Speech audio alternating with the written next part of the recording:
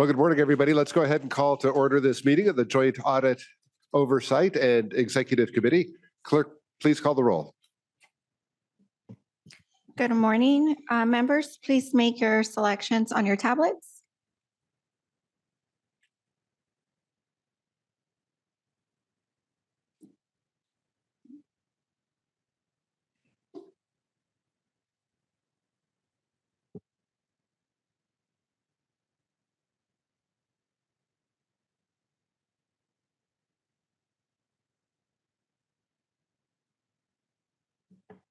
Chair, we have a quorum.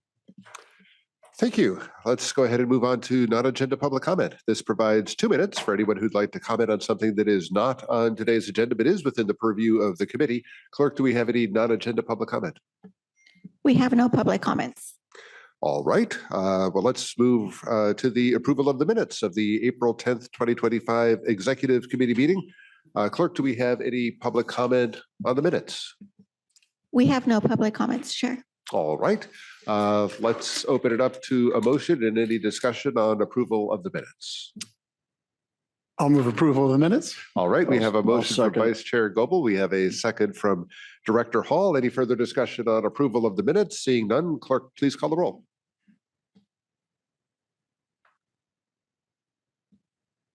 Please make your selections on the tablets.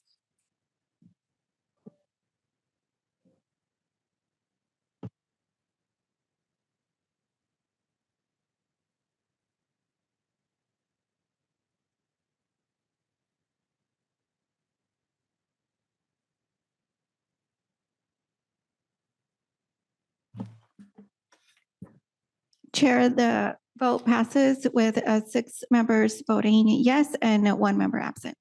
Very good. Thank you, Clerk. Let's go ahead and move on to our discussion items. Item 4 is an informational presentation on the Poon Group engagement letter for the fiscal year 2025 audit. We're going to invite Erin Dunn to provide the presentation. Once you get settled in, please feel free to begin the presentation whenever you're ready.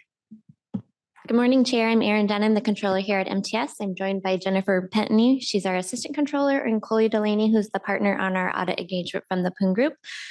Today we'll be going over our interim audit as well as our engagement letters. So Coley, if you want to kick it off. Yeah, hello members of the board. My name is Coley Delaney. I am the audit partner for the June 30, 2025 MTS financial statement and compliance audit. And I'm here actually for— Can you talk into the mic more, please? Yeah, sorry.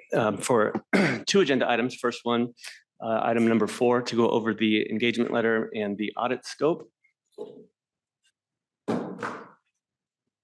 It's not working.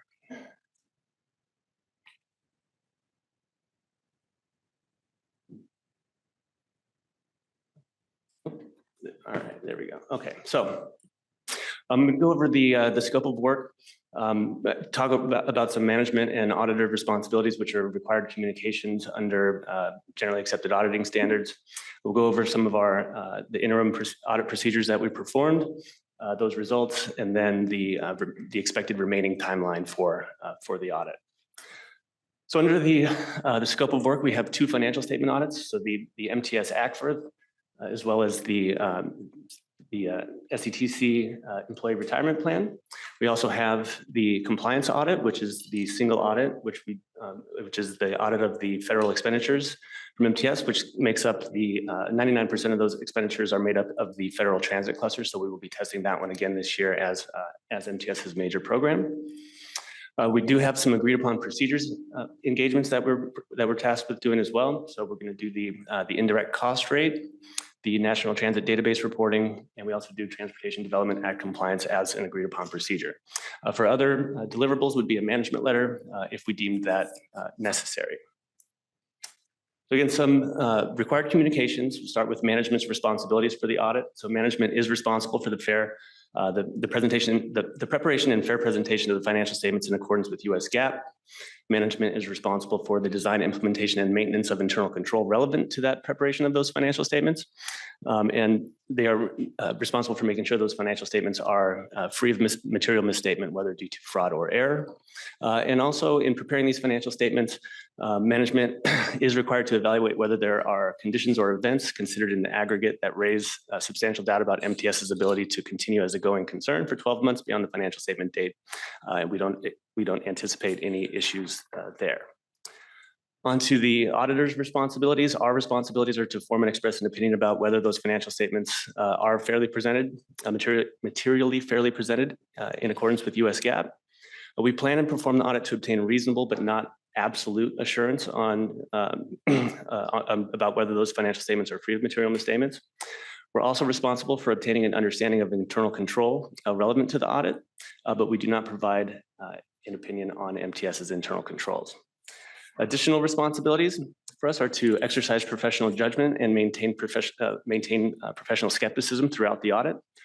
We are tasked with identifying and assessing the risks of material misstatement for these financial statements, again, whether due to fraud or error, and testing, designing procedures to, including examining on a test basis evidence regarding the amounts and disclosures in those financial statements. We evaluate the appropriateness of the accounting policies used and make sure that they are consistent year over year. And additionally, we conclude whether in our judgment there are conditions or events that would prevent MTS from continuing as a going concern.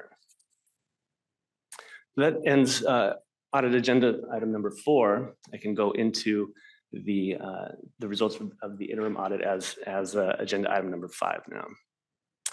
So what we do during our interim audit procedures, which is when we come up, we spend about 2 weeks during April performing these procedures. That includes our initial risk assessment.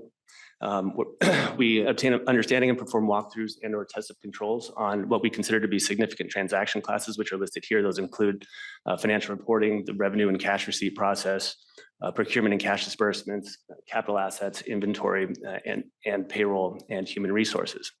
We also confirm our risk assessment and design our audit procedures. We look at general IT system controls and cybersecurity. We perform fraud risk inquiries and prepare attorney letters and confirmations. And we also use preliminary analytics using artificial intelligence tools. Some additional procedures that we perform include census data testing for MTS and SDTI CalPERS plans, as well as the SCTC pension plan. We perform related party testing and journal entry testing, as well as TDA compliance testing. We do have an inventory count coming up in a couple of weeks.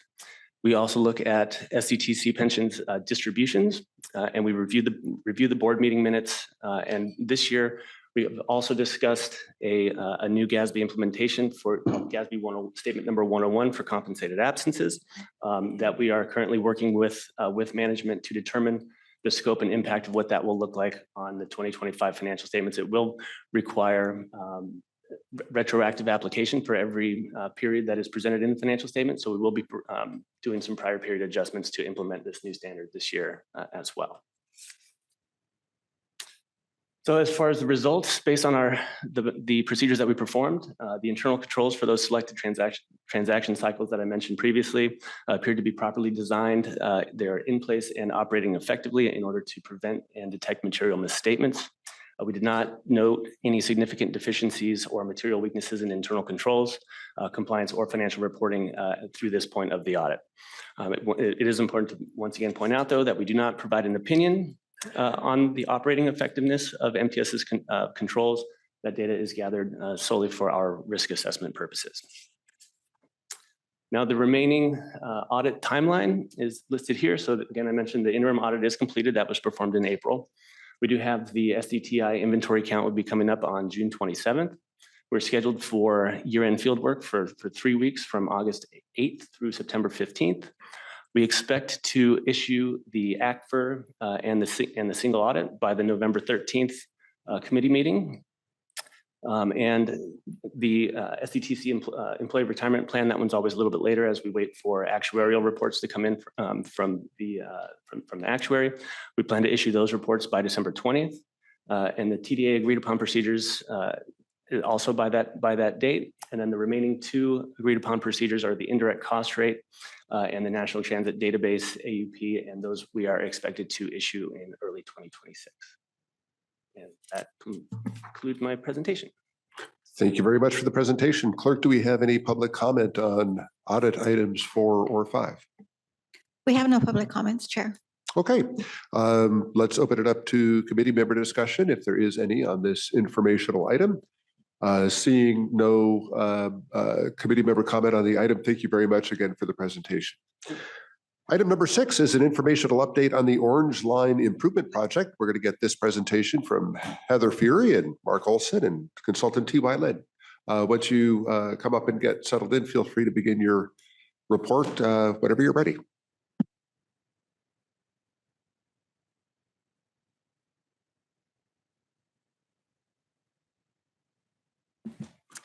Good morning. Thank you. I'm Heather Fury, Director of Capital Projects at MTS, and I'm here with Mark Olson, our Director of Communications, and David Holman from T.Y. Lin. And I'll turn it over to David to give you all an update on what we've been up to. All right. Hello, my name is David Holman. I'm with T.Y. Lin. I'm the project manager for the PMC team. Today, we'll give you an update on the Orange Line project. The update will include a summary of the overall project, an overview of the project schedule, and some general updates, activities we've completed since March. Also provide an overview of the project funding, an update on the solicitation and contract for the phase 1 construction. We'll give you an overview of some upcoming communication plan activities. Can you hear me? Okay. And general updates on some other Orange Line projects. So this project will include system improvements along 17.6 miles of the Orange Line, as shown here on this map. The upgrades include improvements to the track, signals, grade crossings, and pedestrian crossings. These improvements will improve service reliability, replace aging infrastructure, and enhance safety along the corridor. Construction is scheduled to begin this summer and run through 2028. The project will be constructed in 2 phases, as shown here on the map, with phase 1 illustrated with the yellow highlight beginning at 32nd Street and Commercial Station and running to the Massachusetts Station. Phase 2 will begin at the Massachusetts Avenue Station and run through the El Cajon Station, as shown with the red highlight. This slide provides an overview of the project schedule for both phases. Phase 1, the design is complete, and we are currently receiving long lead procurement items MTS has previously purchased. They are now being delivered. We've also recently kicked off the phase 1 construction, which is scheduled to run through 2026 with closeout occurring in 2027. For phase 2, we are wrapping up the final design, and we are actively working on the long lead procurements for this phase. We are supporting some pre-construction services as we prepare for the construction for phase 2 to start in 2026 and close out occurring in 2028. Since we last met in March, we have some general project updates on both phases. For phase 1, we are receiving owner furnished equipment and deliveries. The construction contract has been awarded for this phase 1 to Stacy Whitback, and NTP was issued on May 2nd. We're also continuing some right-of-way coordination. For phase 2, we are continuing to procure owner furnished equipment of long lead items. We are advancing the design towards final completion and some right-of-way coordination. So as I mentioned, for phase 1, we are receiving owner furnished equipment, and other equipment is currently being manufactured. This slide provides some photos of this equipment and materials. You can see in the upper left is a signal house, which is at the manufacturer's facility being assembled, and we get regular updates, but they are on schedule. And then we also have some photos of special track work, which was recently delivered to MTS last month. We've also noted on here that deliveries to the contractor will begin this month, and the first one took place last Friday. So the phase 1 construction contract has been executed, as I mentioned, and the contractor is underway. We're meeting with them weekly on coordination items, and they're preparing their submittals and submitting for review. Some of the submittals include their baseline schedule and some of their general plans. In addition, the contractor has established their warehouse to receive the owner furnished equipment, and they're starting to transfer some of those materials over this month. Moving into some right-of-way coordination updates for both phases. Phase 1, there are 2 property impacts identified. Both are on private property. You see the first one is complete, but it is noted there's an existing City of San Diego utility easement on that property, so we're coordinating with the city on that. For the second location, it is also on private property and is currently with the property owner as they're conducting their own assessment. For phase 2, 3 locations have been identified as potential property impacts. These are all located on public property and they're currently in design. Moving into phase 2, owner furnished equipment. This table provides a summary of the long lead procurement items identified. And as you can see, the team's made great progress on procuring and approving 7 of the 8 items. And the last item will be going out for bid next month. An overview of the project funding. So the project is funded through a combination of TIRCP funding, MTS CIP funding, and SB 125 funds. This table provides a breakdown of these funding sources for both phases combined for a total estimated budget of $151.2 million. As we continue into the funding breakdown, this slide provides a breakdown for phases 1 and 2 and those funding types per phase. So for phase 1, you can see it includes TIRCP funding, SB 125 funding, local funds, and some CIP funding for a total of $55.3 million. For phase 2, it includes TIRCP funding, CIP funding, and some local funds for a total of $95.9 million. Continuing to the funding breakdown, the SB 125 funding source has been allocated to 4 categories. And these include signal improvements, track improvements, construction management, and program management. The bar chart on the right shows the funding balances for these categories. And you can see the yellow bar shows the fully allocated amounts, with the blue bar is tracking the expenditures to date. So as the project progresses, we will continue to monitor these expenses and track these sources of funding as part of our cost control program. Continuing in some of the cost controls we're performing, this graph shows the cost summary to date for the planned versus actual for phase 1. You can see the light blue bars indicate the monthly planned expenses over time, with the orange bars indicating the actual monthly expenses through April of 2025. The cumulative expenses are tracked with, are shown here with the black solid line, continuing as with the planned cumulative projections with the dashed blue line. But overall, you can see that the project is currently, the costs are per plan. We will continue to monitor these costs and track these activities as part of our cost control program. So we've also been working on some communication updates, and Mark Olson will walk you through these. Yeah, thank you, David. And again, Mark Olson, Director of Marketing and Communications here at MTS. And so the next few slides, we want to talk a little bit about, the communications plan for this effort. And really it starts with the branding of it. We're calling it Rail Ready. And I think this kind of has a dual meaning. One of which is, it's going to make the rail system more ready. It's going to make it, provides our commitment to a state of good repair for the Orange Line. And we want to highlight some of the benefits of the project, like, it's going to make it safer, it's going to make it faster, it's just going to make it better, and it's going to really improve our state of good repair. And so we want to make sure that we're communicating that out to our customers. But then on the other side of that, we want there to be a state of readiness for our customers, because there are going to be some service disruptions that go along with this project. And so we just want to make sure we have that like call to action to be ready, with these system disruptions that are going to take place with it. So since we came to this committee a few months ago, we have developed a communications plan, which is included in your packet.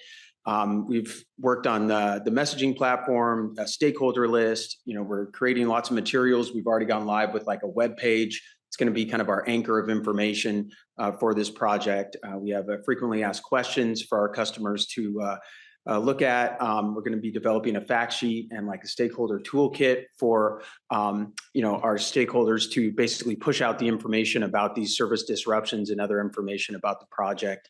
We'll also be communicating via e-newsletter. We set that up specifically for this project to get up-to-date information.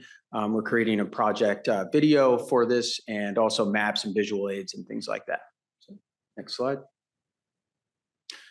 So going along with that rail-ready branding is the two messaging platforms that we have for this project. The project outcomes, what are the benefits going to be? So we want to highlight that, where it's going to minimize delays, improve schedule reliability. We're replacing the aging infrastructure, allowing faster speeds, enhancing the safety of the corridor. So a lot of those things are very important for us to make sure our customers know about, and the public in general. But really on the right side is where we're going to concentrate a lot of our efforts, because there is going to be basically a weekend closure every 4 weeks for the next 2 years on the Orange Line. So there are going to be some service disruptions, and we just need to make sure that we're using all of our tools possible to communicate this information out to our riders. And this is very rider specific. So our call to action is just stay informed with this during these closures, so when one's going to happen. We want to be able to publicize the information about a specific closure, as soon as possible, as soon as we know those dates, and as soon as they're confirmed by the construction team. We want to make sure we're pushing that out via a lot of different channels. We want to stress the alternatives, because everybody's travel patterns are different. So we just want to make sure that people have different options in place of what they can do to basically go along their transportation journey.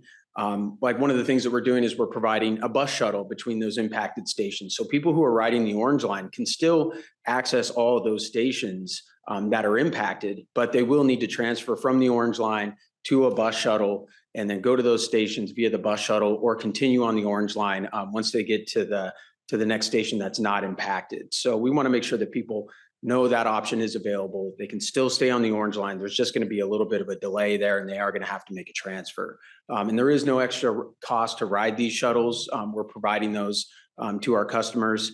We want to make sure we're highlighting the specific weekends, and that there is no impact to bus service during those weekend closures. All bus service is going to stay the same. Those buses are going to be serving the impacted stations the same way they would otherwise be serving them. And we want to make sure that people also know that there's no, weekday service disruptions. That's going to be very important, because that's when ridership is the highest on the Orange Line. But so we want to make sure that people who are commuting it to get to work during the week know that at Monday at 4 a.m. or whatever time service starts, service is going to be back to normal. And so we just want to make sure that our weekday commuters know that as well. And then we also want to have some time security for people, so they know how the duration of these construction activities are going to be taking place. And again, like I mentioned before, when these closures are going to happen, we want to make sure that people know about, and we want to provide and confirm those times as to when these closures are going to take place. So really, this is kind of what we're really going to be focusing on with the priority of our messaging. Next slide. So with this and the ongoing and weekend closures, our approach here, we're going to find a good rhythm as these closures happen between e-blasts through the e-newsletter. We're going to send out information to our stakeholder list. These service disruptions notifications, we're going to set up, text message alerts. We're going to push the information out on social media.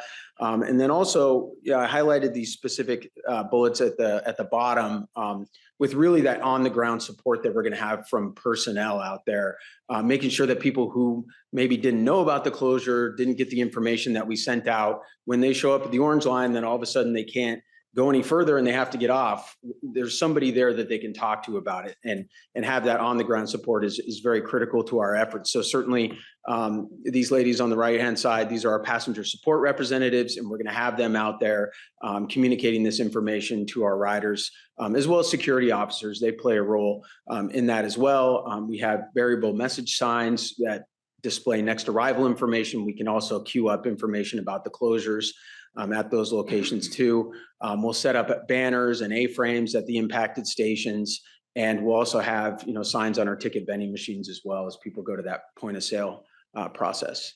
Next slide.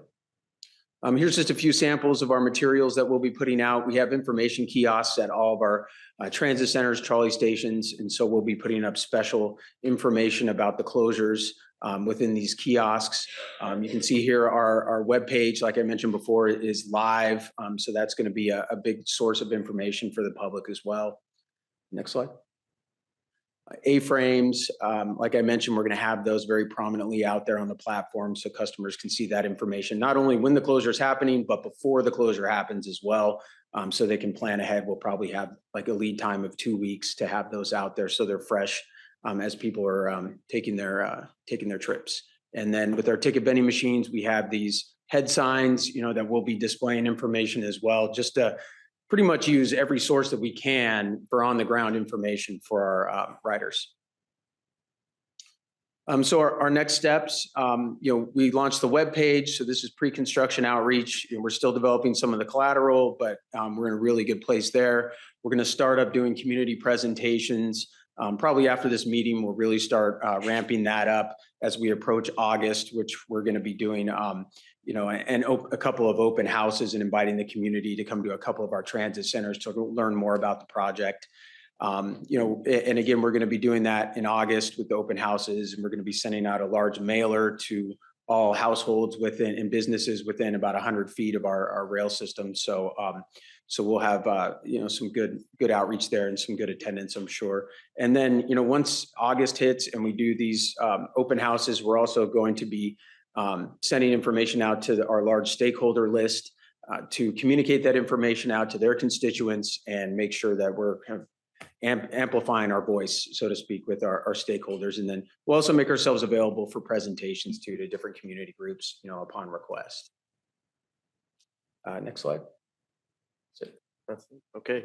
So thank you for that update on the communication plan. And also since March, we have been working on the risk management activities. These activities included, we completed a risk survey of the project team members, which identified 70 initial risks for the project.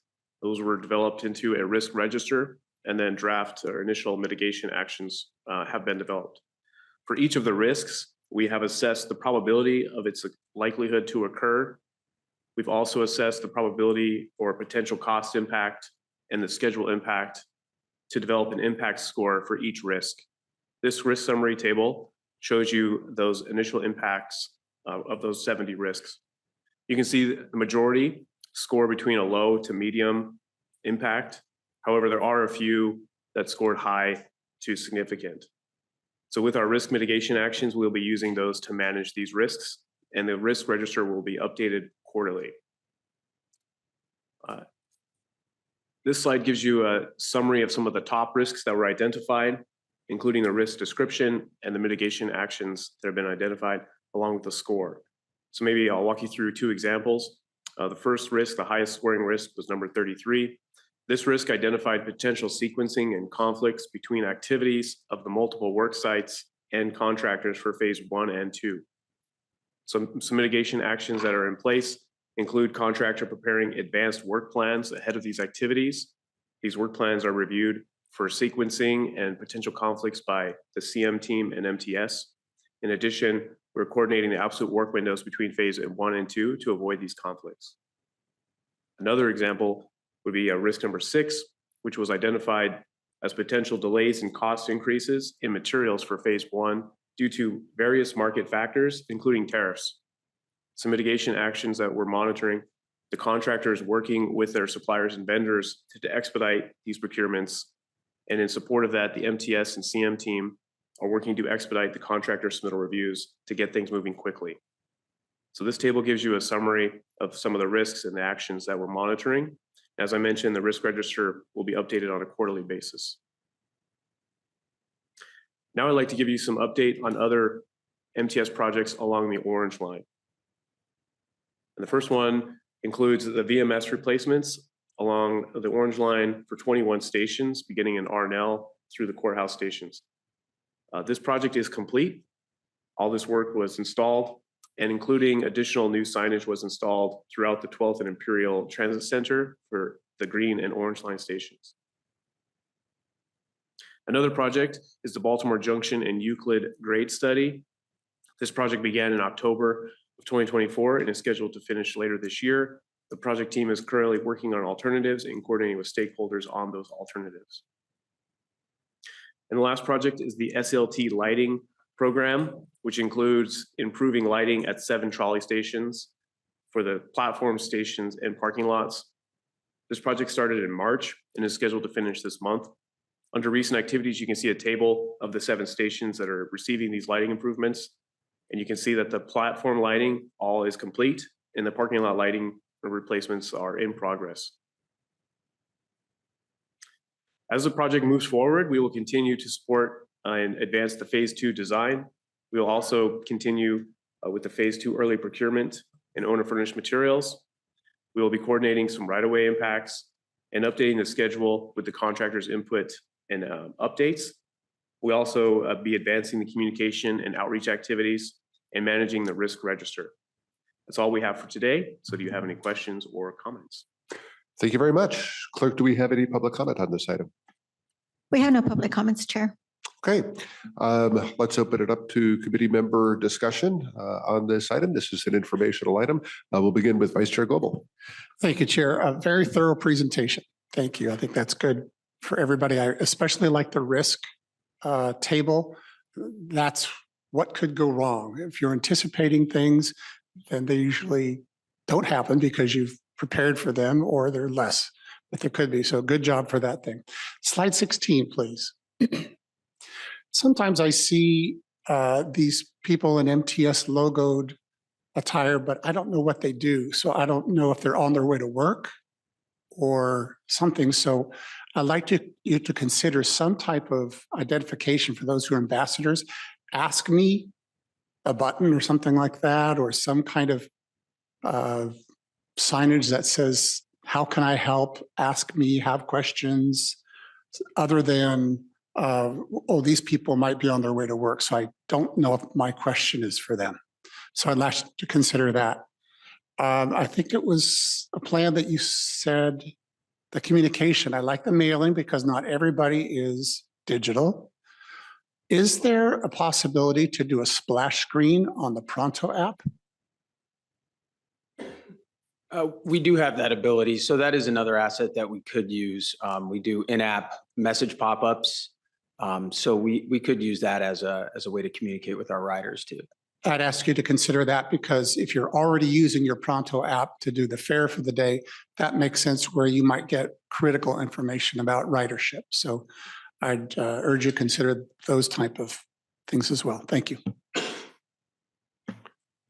Thank you, Vice Chair Goebel. Any further committee discussion on this item? I'll join in and thank you for the presentation. Looks like things are on schedule, thoughtfully planned, thoughtful communications plan. It wasn't explicitly stated, but I would imagine that we'll have materials in Spanish somewhere along the way, and ambassadors who can communicate in Spanish. Okay, good. Yeah, yes. All of our materials will be in English and Spanish, and then other languages upon request. We can use Fantastic. Thank you, Mark. All right. Seeing no further discussion, then we will thank you for the presentation, and we will move along to item number 7. That is the review of the draft agenda for the June 26th board meeting. Any questions on the draft agenda? Seeing none, are there any staff or committee member communications today? If not, we have one closed session item this morning, and that is a public employee performance evaluation for CEO Sharon Cooney. Clerk, do we have any public comment on this item? We have no public comments, Chair. Okay. The executive committee meeting's next meeting date will be July 10th. At 9 o'clock in the morning, and we will now move into closed session. Thank you.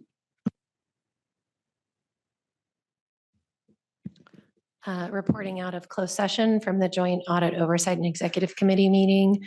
Closed session item number 11, performance evaluation of the CEO. The Executive Committee received a report from the CEO and gave instructions to negotiators.